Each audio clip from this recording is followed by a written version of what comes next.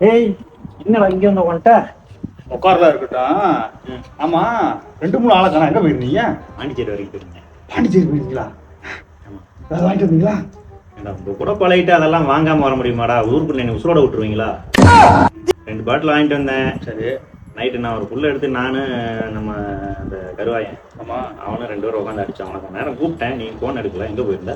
அதானே வருஷம் இருக்குல்ல, ஆமா. அந்த விசேஷம். சரி. நானும் தம்பியும் போயிருந்தோம். போய் சாப்பிட்டு விட்டு வர எல்லாம் சேர்த்து டைம் 8 மணி ஆயிடுச்சு. உடனே கல்லு கடை வரையா, இருட்டு வர. நானும் தம்பியும் பைக்ல வந்துட்டே இருந்தோம். சின்ன முன்னாடி உட்கார வச்சிருந்தேன். வண்டியில் வந்துட்டே இருந்தோம்னே திடீர்னு ஏதோ உள்ள இருந்துச்சு. வண்டியை நிப்பாட்டிட்டு பாக்குறேன், நாய் மாதிரி தெரிஞ்சிச்சு. என்னடா சொல்ற? ஆமாண்ணே, நாய் மாதிரி தெரிஞ்சிச்சு. நானும் ஹெட்லைட்டை போட்டு பாக்குறேன், நரி. எனக்கு ஒரே பயம். தம்பி ஒரு முன்னாடி உட்காந்துருக்கான். சரி. என்னடா பார்த்துட்டு லைட் அமர்த்திட்டு ஆன் பண்றேன், நிறைய காணா. ஓடிருச்சா? தெரியல. ஒன்றும் பிரச்சனை இல்லைல்ல? இல்ல நான் பார்த்துட்டு வேகமா கிளம்பி வந்துட்டேன். வீட்டுல வந்து வண்டியை நிப்பாட்டிட்டு தம்பி இறக்கி விட்டு போடாந்துறேன். தோள்பட்டில ஒரே வெயிட்டா இருந்துச்சுனே. என்னான்னு பார்த்தா நம்ம நரி நினைச்சோம்ல, நரி பின்னாடி தோல் மேல கை போடுவாங்க.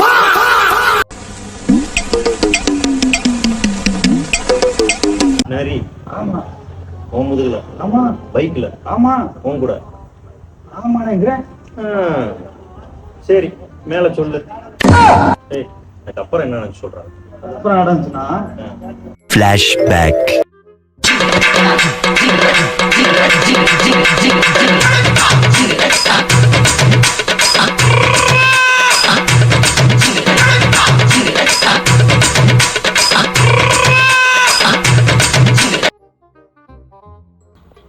எண்ணெயில வடை சுட்டு பார்த்துருக்கேன், வாயிலேயே வடை சுட்டுட்டு போறானே.